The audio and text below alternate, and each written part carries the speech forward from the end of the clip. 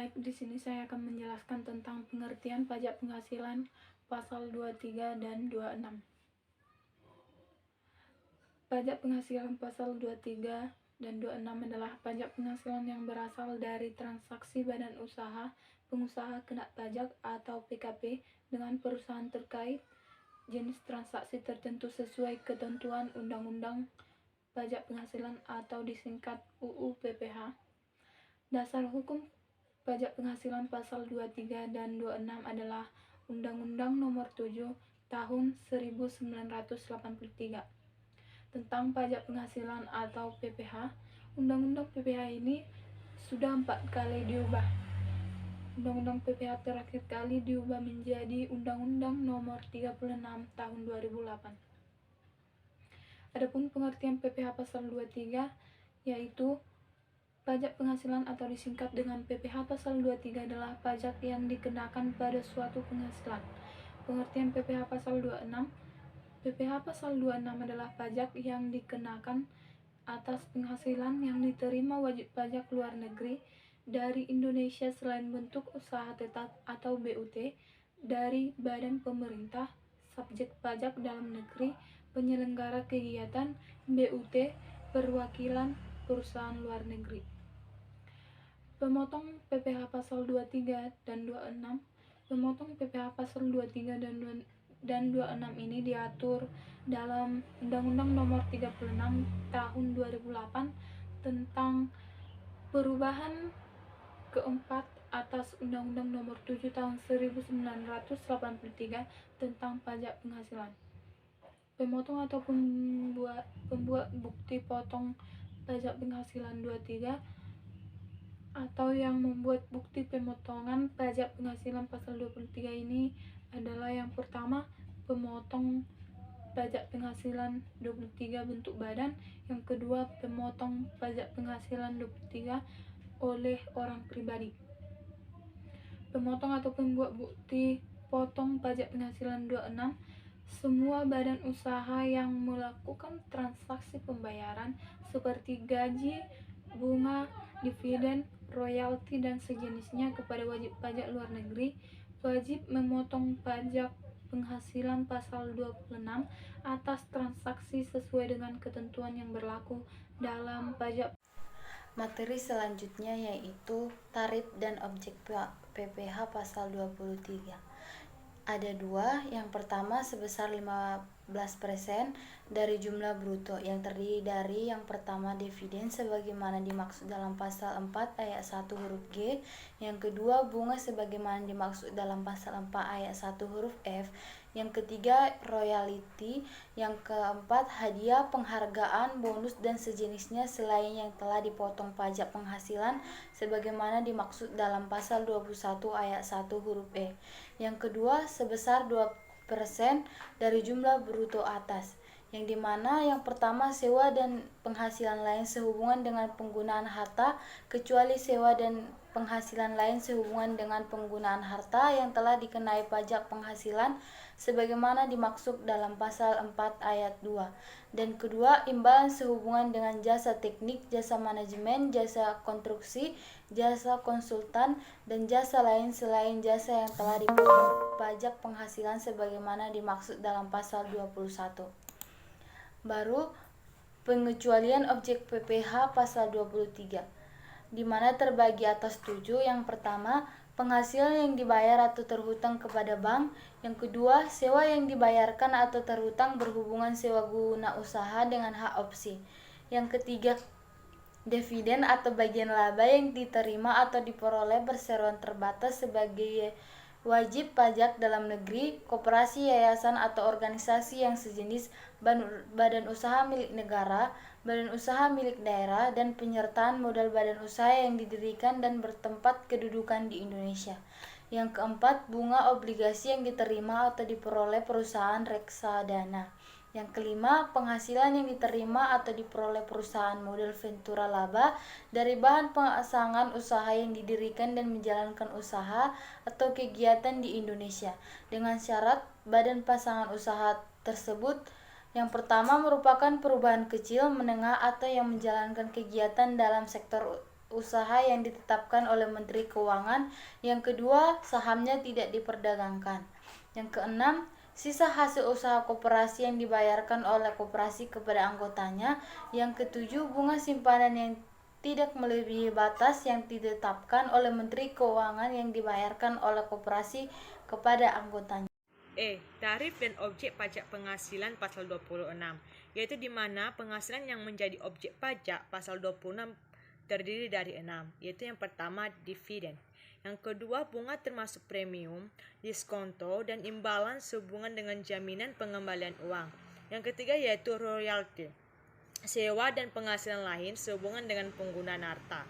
Yang keempat yaitu imbalan sehubungan dengan jasa, pekerjaan, dan kegiatan. Yang kelima hadiah dan penghargaan. Dan yang keenam yaitu pensiun dan pembayaran. Pengenaan tarif pajak penghasilan pasal 26 ini juga didasarkan dari DPP atau jumlah bruto penghasilan, di mana besar tarif pajak penghasilan 26 ditetapkan sebesar, yaitu yang pertama, tarif pajak penghasilan 26 sebesar 20% atau final dari jumlah bruto. Yang kedua yaitu tarif pajak penghasilan 26 sebesar 20% atau final dari perkiraan penghasilan neto.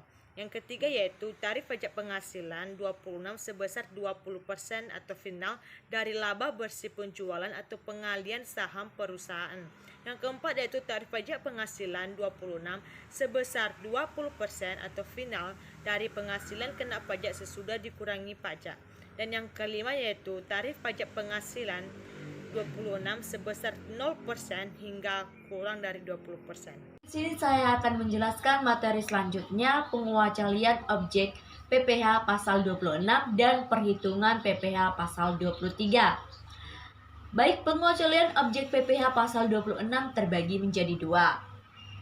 Yang pertama adalah BUT dikecualikan dari pemotongan PPh pasal 26 apabila penghasilan kena pajak sesudah dikurangi pajak, penghasilan dari BUT ditanamkan kembali di Indonesia dengan syarat yang pertama, penanaman kembali dilakukan atas seluruh penghasilan kena pajak setelah dikurangi PPh dalam bentuk penyertaan modal pada perusahaan yang didirikan dan berkedudukan di Indonesia sebagai pendiri atau peserta pendiri.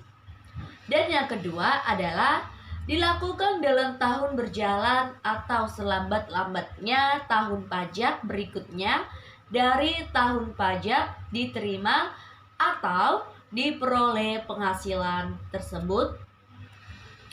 Yang ketiga, tidak melakukan pengalian atas penanaman kembali tersebut sekurang-kurangnya dalam waktu 2 tahun sesudah perusahaan tempat penanaman dilakukan mulai berproduksi komersil. Menjelaskan materi kedua yaitu perhitungan PPh pasal 23. Pada 17 Juli 2020, PT AA membagikan dividen melalui rapat umum pemegang saham atau RUPS dan melakukan pembayaran dividen tunai kepada PT DDD sebesar 200 juta yang melakukan penyertaan modal. Karena tarif PPh 23 atau besaran PPh 23 untuk dividen adalah 15%, maka perhitungannya adalah PPh 23 sama dengan tarif PPh 23 kali pembayaran dividen, sama dengan 15% kali 200 juta sama dengan 30 juta. Saat terutang, akhir bulan dilakukan pembayaran yakni 31 Juli 2020 saat penyetoran dilakukan paling lambat 17 Agustus 2020. Dari ilustrasi kasus di atas, PT AAA ternyata telah membagikan dividen kepada 5 perusahaan pemegang saham. Perusahaan AAA ini, PT AAA memiliki NPWP dengan nomor 0112322224 32.00, maka PT AA memotong PPh 23 atas dividen yang dibayarkan kepada masing-masing pemegang saham sebagai berikut. Berdasarkan ilustrasi tersebut, maka daftar pemegang saham PT AA dibagi menjadi, yaitu pemegang saham PT BBB penyertaan modal 30%, maka dividennya 600 juta rupiah. PT CCC memiliki penyertaan modal 24% dengan dividen 480 juta rupiah. PT DDD penyertaan modal 10%, dividennya 200 juta rupiah.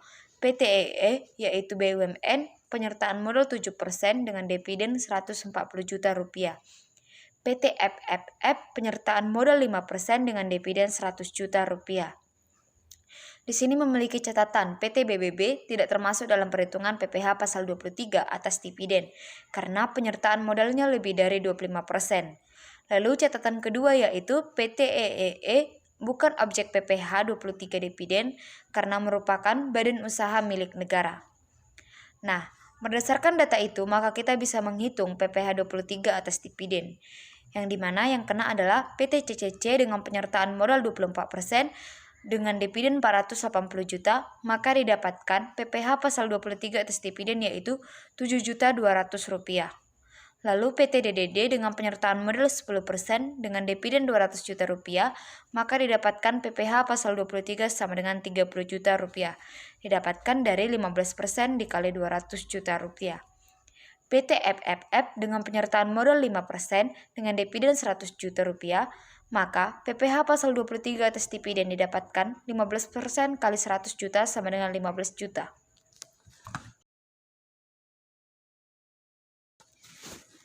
Lalu di sini kami juga membuat perhitungan PPh pasal 26 atas hadiah, di mana soalnya adalah Pak Kelik seorang atlet dari Malaysia.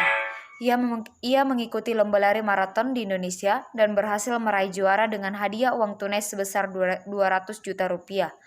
Karena hadiah yang diterima itu merupakan objek PPh 26 dengan tarif 20%, maka kita harus menghitung PPh-nya.